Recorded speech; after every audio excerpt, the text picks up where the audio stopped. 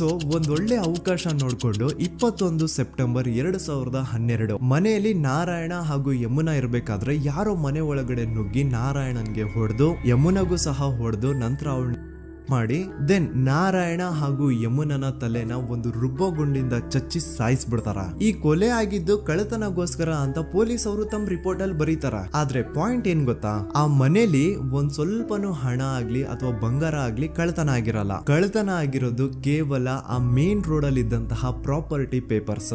ಎಂತ ಕೋಇನ್ಸಿಡೆನ್ಸ್ ನೋಡಿ, ಯಾವ ಒಂದು ಜಮೀನಿನ ಪತ್ರ ನಾರಾಯಣ ಮನೆಯಿಂದ ಕಳ್ಳತನ ಆಗಿದ್ವೋ ಅದೇ ಒಂದು ಜಮೀನಲ್ಲಿ 10 ವರ್ಷ ಆದ ನಂತರ ಒಂದು ದೊಡ್ಡ ಹೋಟೆಲ್ ಸ್ಥಾಪನೆ ಆಗುತ್ತೆ ಅಂಡ್ ಆ ಹೋಟೆಲ್ ನ ಇನಾಗ್ರೇಷನ್ ಗೆ ಚಿಕ್ಕ ಗೌಡ್ರು ಬರ್ತಾರ. ಸೊ ಈಗೇನು ನಾರಾಯಣ ಹಾಗೂ ಯಮುನನ ಕೊಲೆ ಆಗಿದ್ಯೋ ಇದಾಗಿದ್ದು 20 ದಿನ ಆದ್ಮೇಲೆ ಸೌಜನ್ಯ ಜೊತೆ ಅಂತ ನಿರ್ದಯ ಘಟನೆ ಆಗಿದ್ದು. ಸೊ ಪೊಲೀಸ್ ಅವರು ಸೌಜನ್ಯ ಕೇಸಲ್ಲಿ ಸಂತೋಷ್ ರಾವ್ನ ಫಿಟ್ ಮಾಡೋದಲ್ದೆ ಈ ಒಂದು ನಾರಾಯಣ ಹಾಗೂ ಯಮುನಾ ಕೇಸಲ್ಲೂ ಸಹ ಸಂತೋಷ್ ರಾವ್ನೆ ಫಿಟ್ ಮಾಡಿರ್ತಾರ. ಇಲ್ಲಿ ಡೇಟ್ಸ್ ನ ಸ್ವಲ್ಪ ನೆನ್ಪಿಟ್ಕೊಳ್ಳಿ. ನಾರಾಯಣ ಹಾಗೂ ಯಮುನನ ಕೊಲೆ ಆಗಿದ್ದು 21 ಸೆಪ್ಟೆಂಬರ್ 2012 ಅಂಡ್ ಸಂತೋಷ್ ರಾವ್ ಧರ್ಮಸ್ಥಳಕ್ಕೆ ಬಂದಿದ್ದು 9 ಅಕ್ಟೋಬರ್ 2012, 20 ದಿನ ಆದ್ಮೇಲೆ. ಸೊ ನಾರಾಯಣ ಹಾಗೂ ಯಮುನನ ಕೊಲೆ ಆದಾಗ ಊರಲ್ಲೇ ಇಲ್ದೆ ಎಲ್ಲೋ ಶೃಂಗೇರಿಯಲ್ಲಿ ಯಾವುದೋ ಒಂದು ಹೋಟೆಲ್ ಅಲ್ಲಿ ಕೆಲಸ ಮಾಡ್ತಿದ್ದಂತಹ ಸಂತೋಷ್ ರಾವ್ ಹೇಗೆ ಈ ಒಂದು ಕೇಸಲ್ಲಿ ಆರೋಪಿ ಆಗ್ತಾನೆ? ಸೊ ಇದೇ ಒಂದು ಪಾಯಿಂಟ್ ನ ನೋಟಿಸ್ ಮಾಡಿ ಗಿರೀಶ್ ಮುಟ್ಟಣ್ಣನವರು ಧರ್ಮಸ್ಥಳಕ್ಕೆ ಬಂದು ಸಂತೋಷ್ ನ ಲಾಯರ್ ಜೊತೆ ಡಿಸ್ಕಸ್ ಮಾಡ್ತಾರ.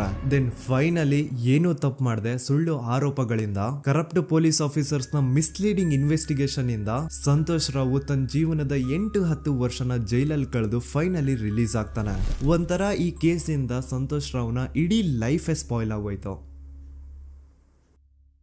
ಈಗ ಸಂತೋಷ್ ರಾವ್ ರಿಯಲ್ ಆರೋಪಿ ಅಲ್ಲ ಅಂತ ಕೋರ್ಟ್ ಅಲ್ಲಿ ಪ್ರೂವ್ ಆಯ್ತು. ಹಾಗಿದ್ರೆ ರಿಯಲ್ ಆರೋಪಿ ಯಾರು? ಪೊಲೀಸ್ ಅವರು ಯಾಕೆ ಕೇಸಲ್ಲಿ ಇಷ್ಟೊಂದು ಅನ್ಫೇರ್ ಇನ್ವೆಸ್ಟಿಗೇಷನ್ ಮಾಡಿದ್ರು? ಯಾರ ರಿಯಲ್ ಹೆಸರನ್ನ ಮುಚ್ಚಿಡ್ಲಿಕ್ಕೆ ಪೊಲೀಸ್ ಆಫೀಸರ್ಸ್ ಈ ಒಂದು ಕೇಸಲ್ಲಿ ಸಂತೋಷ್ ರಾವ್ನ ಸಿಗ್ಹಾಕ್ಸಿದ್ರು? ಇದೆಲ್ಲ ಥಿಂಕ್ ಮಾಡ್ತಾ ಹೋದ್ರೆ ನೋಡಿ, ಆ ಊರಲ್ಲಿ ಆ ಪೊಲೀಸ್ ಆಫೀಸರ್ಸ್ಗೆ ಲಂಚ ಕೊಡೋಷ್ಟು, ಒಂದು ಪೊಲೀಸ್ ಇನ್ವೆಸ್ಟಿಗೇಷನ್ ನ ಸ್ಟಾಪ್ ಮಾಡೋಷ್ಟು ಅಥವಾ ಇನ್ವೆಸ್ಟಿಗೇಷನ್ ನ ಮಿಸ್ಲೀಡ್ ಮಾಡೋಷ್ಟು ಇನ್ಫ್ಲುಯೆನ್ಸ್ ಆಗ್ಲಿ, ಪವರ್ ಆಗ್ಲಿ ಅಥವಾ ಮನಿ ಆಗ್ಲಿ ಊರಿನ ಗೌಡ್ರು ಹತ್ರ ಮಾತ್ರ ಇದ್ದಿದ್ದು. ಸೊ ಈಗ ಸಂಶಯದ ಮುಳ್ಳು ಗೌಡ್ರು ಕಡೆ ತಿರುಗುತ್ತಾ. ನೋಡಿ, ಪೊಲೀಸ್ ಅವರು ಸುಮ್ನೆ ಸಂತೋಷ್ ರಾವ್ನ ನಾರಾಯಣ ಹಾಗೂ ಯಮುನಾ ಕೇಸಲ್ಲಿ ಫಿಟ್ ಮಾಡಿದ್ರು. ಈಗ ಆ ಒಂದು ಕೊಲೆ ಪ್ರಕರಣಕ್ಕೂ ಸಂತೋಷ್ ರಾವ್ಗೂ ಏನು ಸಂಬಂಧನೇ ಇರ್ಲಿಲ್ಲ. ಹಂಗೆ ಥಿಂಕ್ ಮಾಡಿ, ನಾರಾಯಣ ಸತ್ರೆ ಅಥವಾ ಅವನ ತಂಗಿ ಯಮುನಾ ಸತ್ರೆ ಯಾರಿಗ ಅಡ್ವಾಂಟೇಜ್ ಆಗುತ್ತೆ? ಊರಿನ ಗೌಡ್ರಿಗೆ, ಯಾಕಂದ್ರೆ ಅವ್ರಿಗೆ ಜಮೀನ್ ಸಿಗುತ್ತಾ. ಸೊ ಈಗ ನಾರಾಯಣ ಹಾಗೂ ಯಮುನಾ ಕೇಸಲ್ಲಿ ಸಂತೋಷ್ ರಾವ್ ಆರೋಪಿ ಅಲ್ಲ ಅಂತ ಪ್ರೂವ್ ಆದ್ಮೇಲೆ ಹಾಗಿದ್ರೆ ಆ ಕೊಲೆ ಮಾಡಿದವ್ರು ಯಾರು ಅಂತ ಹಾಗೆ ಥಿಂಕ್ ಮಾಡಿದ್ರೆ